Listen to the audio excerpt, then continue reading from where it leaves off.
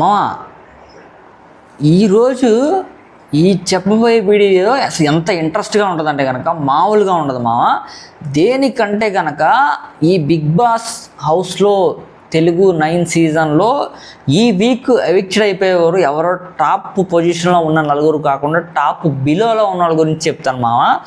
ఈ నలుగురిలో పక్కా ఇద్దరైతే కనుక అవుట్ ఆఫ్ గ్రౌండ్ అనమాట, ఖచ్చితంగా వెళ్ళిపోవాల్సిందే. మనం అనాలిసిస్ చేస్తే అలా ఉంటుందన్నమాట. మన యొక్క అనాలిసిస్ అయితే కనుక 100కి 100% గుర్తుపెట్టుకోండి మామ. పలానా రఫీ డే టు లే వ్లాగ్స్లో రఫీ అనే వ్యక్తి చేశాడు వీడియో, మామూలుగా లేదు, చెప్పినట్టే జరిగిందని చెప్పి మీకైతే కనుక అర్థమవుద్దు మామ. ఇప్పుడైతే కనుక మన వీడియో చూస్తున్నారు కదా, దయచేసి మన యొక్క రిక్వెస్ట్ ఏంటంటే మామ, ఛానల్ ఖచ్చితంగా సబ్స్క్రైబ్ చూసుకునే చూడండి మామ, చేసుకోండి మామ, లైక్ కూడా చేయండి మామ. ఎందుకంటే కనుక ఈ యొక్క ఇన్ఫర్మేషన్ వేరే వాళ్ళకి పాస్ అవుతుంది మామ, మనకి చాలా అంటే చాలా సపోర్ట్గా ఉంటుంది. ఇప్పుడు వీళ్ళు ఎవరైతే ఉన్నారో యముడు వచ్చినా వీళ్ళనైతే కనుక ఈ ఆపద నుంచి తప్పించలేడు. 24 గంటల్లో ఇంత మార్పు జరిగిందా? అతలాకుతలం అయిపోయిన voting analysis. So Bigg Boss హౌస్లో ఉన్న పర్సన్స్ లీస్ట్లో ఉన్నవాళ్ళేమో టాప్లోకి వచ్చారు, టాప్లో ఉన్నవాళ్ళు లీస్ట్లోకి వచ్చారు. అసలు అన్ఎక్స్పెక్టెడ్గా జరిగిపోయింది. ఇంత హ్యూజ్ డిఫరెన్స్ వచ్చేసింది ఏంట్రా బాబు, అసలు 24 గంటలు అని చెప్పి నాకైతే కనుక మైండ్ దుబ్బిందనమాట. సో అంతా చూసి అసలు బాగానే ఉంది కదా, నిన్నే మనం వీడియో చేసి అంత పెద్ద డిఫరెన్స్ లేదే అనుకున్నాను. అసలు మళ్ళీ నేను హాట్స్టార్లో అయితే కనుక బిగ్ బాస్ తెలుగు 9 సీజన్ అని చెప్పి కొట్టి చూస్తే రిజల్ట్స్ ఏముంది, ఇంత పెద్ద డిఫరెన్స్ వచ్చేసింది అనమాట. డీమాన్ పవన్ ఎందుకు అల్టిమేట్గా చెప్పాలంటే లీస్ట్ పొజిషన్ లాస్ట్లో ఉన్నాడు అనమాట. సో ఆవిడ తన పైన దివ్య నిఖిత ఉంది, తర్వాత ఫ్లోరా సైని ఉంది, దాని తర్వాత శ్రీజ ఉంది, దాని తర్వాత రీతు చౌదరి ఉందన్నమాట. సో ఈ టాప్ కింద ఉన్న నలుగురిలో ఎవరు గెలుస్తారు, వీళ్ళే ఫైనలా లేకపోతే డేంజర్ జోన్లో ఉన్న టాస్కుల్లో గెలిచిన రీతు పవన్కి ఏమన్నా అడ్వాంటేజ్ ఉండబోతుందా అనేది పెద్ద సంచలన నిర్ణయంగా అది ఒక పెద్ద క్వశ్చన్ మార్క్ లాగా ఉండిపోయిందనమాట. సో హౌస్లో ఆడే పరంగా ఆట తీరు అవన్నీ చూసుకుంటే సో డీమాన్ పవన్ యొక్క గేమ్ యాటిట్యూడ్ బిహేవియర్ అన్నీ మంచిగానే ఉంటే తను సేవ్ అయితే బాగుండని చెప్పి నేను అనుకుంటున్నాను. దివ్య నిఖిత వల్ల యూజ్ ఏం లేదు, తను భరణి గారిని టాప్ పొజిషన్లో పెట్టి తను ఒక అడ్వాంటేజ్ తీసుకుని తప్ప తన వల్ల అయితే కనుక ఆటలో ఎటువంటి ఊపు లేదు. తనలో గేమ్ స్కిల్స్ యొక్క స్ట్రాటజీస్ అయితే ఉన్నాయి తప్ప వేరే స్కిల్స్ స్ట్రాటజీస్ అయితే ఏం లేవు. భరణి గారు తనకైతే కనుక ట్రాక్ నడుస్తుంది.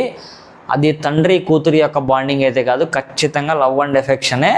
సో తండ్రి కూతురు యొక్క ఎఫెక్షన్ ఎలా ఉంటుంది అంటే కనుక తనుజాకి దాని తర్వాత భరణి గారికి నడిచిందే తండ్రి కూతురు ఎఫెక్షన్ తప్ప ఇదైతే కనుక లవ్ అండ్ ట్రాకే 100కి 100%. సేమ్ రీతు చౌదరి డీమాన్ పవన్ లెక్క, తనుజ కళ్యాణ్ లెక్క ఇంచుమించు అని చెప్పి మనం అనుకోవాలి. ఒక జంట ఉన్నారు, రెండో జంట ఉన్నారు, వీళ్ళు మూడో జంట అయ్యారని చెప్పి అనుకోవాలి.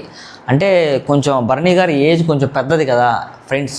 ముందు మనం అందరికన్నా ఒక మాట చెప్పుకోవాలి.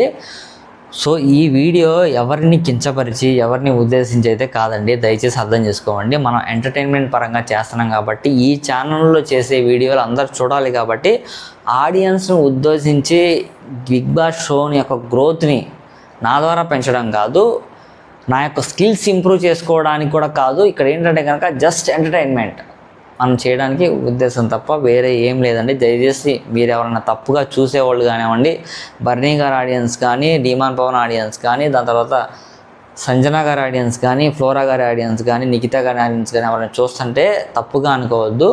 నేనేమైనా తప్పుగా మాట్లాడితే దయచేసి క్షమించండి. సో ఓకేనా ఫ్రెండ్స్, నా తరఫు నుంచి అదొక రిక్వెస్ట్. అండ్ వీడియోలోకి వెళ్ళిపోతే సో డీమాన్ పవన్ అన్ని మంచిగా ఆడుతున్నాడు. ఇప్పుడు రాబోయే వైల్డ్ కార్డ్ ఎంట్రీస్ని దృష్టిలో పెట్టుకొని డీమాన్ పవన్ని కావాలని తీసేస్తున్నారా, ఫ్లోరా సైని కూడా కావాలని తీసేస్తున్నారా, లేకపోతే దివ్య నిఖితాన్ని తీసేస్తున్నారా అనేది పెద్ద క్వశ్చన్ మార్క్ అనమాట. ఎందుకంటే కనుక వైల్డ్ కార్డ్ ఎంట్రీలో ఆల్రెడీ దమ్మున్న కుర్రోళ్ళు 2 వస్తున్నారు. అలా చూసుకుంటే ఇంకా దమ్మున్న కుర్రోళ్ళు అంటే భరణి ఒక్కడే ఉన్నారు, ఇమాన్యుయల్ ఉన్నారు, ఇంకా వేరే ఏం లేదు. 90% డీమాన్ పవన్ ఆపితే బాగుండు అని చెప్పి నాకైతే అనిపిస్తుంది. దివ్య నిఖితాని, ఫ్లోరాని లేకపోతే శ్రీజాని వీళ్ళ ముగ్గురులో ఇద్దరిని తీసేస్తారని చెప్పి నాకైతే అనిపిస్తుంది.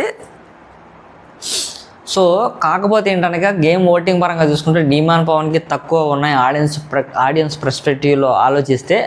సో ఆ విధంగా వెళ్తే ఖచ్చితంగా డీమాన్ పవన్ తీసేస్తారా అనేది నాకు పెద్ద డౌట్గా ఉండిపోయింది. సో ఫ్లోరా సైని దగ్గరికి వచ్చేసి ఏంటంటే తను ఫస్ట్ వీక్ నుంచి నామినేషన్స్లో ఉంటానే ఉంది. తన యొక్క గేమ్ తను ఆడకపోగా సంజన గారు చెప్పిన మాటలు విని గేమ్ ఆడుతుంది తప్ప తన యొక్క ఓన్ గేమింగ్ అయితే లేదండి. సో తన వల్ల ఏంటంటే తను 100% ఖచ్చితంగా ఈ వీక్ అయితే ఎవిక్టెడ్ అయిపోతుంది. రిమైనింగ్ 3 పీపుల్స్లో డీమాన్ పవన్, దివ్య నిఖిత, శ్రీజ వీళ్ళు ముగ్గురులో ఒకరు వెళ్ళిపోతారు. నేను అనుకున్న 90% దివ్య నిఖిత గారు వెళ్ళిపోతే బాగుండు అని చెప్పి అనిపిస్తుంది. ఎందుకంటే కనుక తను ఉండడం వల్ల గేమ్లో పెద్ద హైకి వెళ్ళేది ఏం లేదు. డీమాన్ పవన్ ఉంటే హైకి వెళ్ళడానికి ఛాన్స్ ఉంది. ఎందుకంటే కనుక ఫిజికల్గా డీమాన్ పవన్ మంచి ఫిట్ వ్యక్తి కాబట్టి, దట్టు ఏంటంటే గేమ్స్లో వాటిలో మంచి కాంపిటీషన్ ఇవ్వగలదని చెప్పి నాకు అనిపిస్తుంది. దట్టు సంచాలకుగా 2-3 వీక్స్ చేసిన అనుభవం అయితే తన అయితే excellent. So first of all ఇప్పటి వరకు జరిగిన కెప్టెన్స్లో డబల్ కెప్టెన్గా చేస్తున్నాడు అనమాట. సో దట్టు ఏంటంటే మంచి బాండింగ్ ఉంది రీతు చౌదరికి తనకి. రీతు చౌదరి ఎలాగో వెళ్ళదు కాబట్టి తను కూడా వెళ్ళకపోతే బాగుండని చెప్పి నాకు అనిపిస్తుంది. బట్ ఇద్దరిలో ఒకళ్ళు వెళ్ళిపోవాలా అని చెప్పి అనిపిస్తే తీసేయడంలో తప్పేం లేదు, ఖచ్చితంగా తీసేస్తారు. సో డీమాన్ పవన్ వెళ్ళిపోతే కనుక ఖచ్చితంగా ఫ్లోరా వెళ్ళిపోతుంది. ఫ్లోరా వెళ్ళిపోతే అని చెప్పి క్వశ్చన్ మార్క్ ఎందుకు పెట్టారంటే కనుక అటు సంజనాకి పడే ఓట్లు ఫ్లోరాకి పడితే ట్విస్ట్ ఏమైనా జరగడానికి ఛాన్స్ ఉండొచ్చు అనమాట. సంజన గారు అయితే కనుక సేఫ్ జోన్లోనే ఉన్నారు, తనకైతే ప్రాబ్లం ఏమీ లేదు. సో మన యొక్క ఓటింగ్ అనాలిసిస్ కూడా మనం ఏంటంటే కనుక అంతా వెరిఫై చేసుకుని షార్ట్ ఫిల్టర్ చేసుకొని సో వీళ్ళకి ఓట్లు పడడానికి ఇంకా షఫల్ అవ్వడానికి ఛాన్సెస్ ఏమన్నా ఉన్నాయా లేకపోతే ఇదే ఫైనల్ అని చెప్పి అంతా చూసుకొని మ్యాక్సిమం ఒక 5-10% ఏమైనా డిఫరెన్స్ ఉంటే ఉండదు తప్ప మ్యాక్సిమం 90% ఇదే. ఇంకా వేరే డిఫరెన్సెస్ ఏమైనా వస్తే మళ్ళీ దీని రిలేటెడ్గా ఇంకో వీడియో అయితే మనం చేద్దాము. దివ్య నిఖిత గురించి చెప్పుకోవాలంటే కనుక దివ్య నిఖిత గేమ్ అసలు వచ్చిన 2 వీక్స్ నుంచి తనకు గేమ్ ఆడడానికి ఛాన్సే రాలేదు. మనం ఒక 2-3 టాస్క్లో మంచిగానే ఆడిన కొన్ని టాస్క్లు మంచిగా ఆడిన ఆడియన్స్ యొక్క హృదయాలు అయితే గెలిచలేకపోయింది. ఎందుకంటే కనుక తనకు ఫ్యాన్స్ ఫాలోయింగ్ కూడా తక్కువే, ఆడియన్స్ కూడా అంతకైతే కనుక రీచ్ లేదు తనకి. సో అలా ఆలోచించుకుంటే ఖచ్చితంగా దివ్య నిఖిత అయితే కనుక వెళ్ళిపోతుంది. వెళ్ళిపోయిన తర్వాత భరణి గారికి తనుజ గారికి మళ్ళీ ఆ ఎఫెక్ట్స్ అనేది రాబోతుందా అనేది చూద్దాం. ఇక్కడ పెద్ద క్వశ్చన్ మార్క్గా ఉండిపోయింది. బట్ డీమాన్ పవన్ అయితే కనుక వెళ్తే గేమ్ కొంచెం సప్పగా అయిపోతుందని చెప్పి నాకైతే అనిపిస్తుంది. సో వచ్చే 5 వైల్డ్ కార్డ్ ఎంట్రీస్ ఇప్పుడు ఉన్న హౌస్ పర్సన్స్తో ఎలా మెర్జ్ అవుతారు, వీళ్ళ పర్ఫార్మెన్స్కి వాళ్ళు తట్టుకుంటారా లేదా అనేది పెద్ద ట్విస్ట్ అండ్ క్వశ్చన్ మార్క్లా ఉండిపోయింది అనమాట. డేంజర్ జోన్లో ఉన్న వాళ్ళు ఎవరు ఎవిక్టెడ్ అయిపోతారో ఎవరు సేవ్ అవుతారో 10 మందిలో ఆల్రెడీ నేను 4 మెంబర్స్ని షార్ట్ ఫిల్టర్ చేసి అయితే కనుక మ్యాక్సిమం వీళ్ళు ఫిక్సరా బాబు అని చెప్పి అంత రేంజ్కి అయితే కనుక వచ్చేసింది. నేను చెప్పాను కదా దివ్య నిఖిత కానీ ఫ్లోరా సైని కానీ డీమాన్ పవన్ కానీ వీళ్ళ ముగ్గురులోనే ఇద్దరు 100% అబ్బా అసలు డౌటే లేదు. వీళ్ళ ముగ్గురులో ఇద్దరు పక్కా 100కి 100% వీళ్ళిద్దరిలోనే వెళ్ళిపోతారు. సో రిమైనింగ్ వచ్చే 6%, 5% వైల్డ్ కార్డ్ ఎంట్రీస్. సో ఆ గేమ్ని ఏమైనా చేంజ్ అయిపోతారా, వీళ్ళు వచ్చిన తర్వాత బిగ్ బాస్ హౌస్లో ఇంతవరకు రణరంగం జరిగి చదరంగంలో ఏమైనా డిఫరెన్స్ ఏమైనా రాకపోతుందా అనేది పెద్ద క్వశ్చన్ మార్క్గా ఉండిపోయింది అనమాట.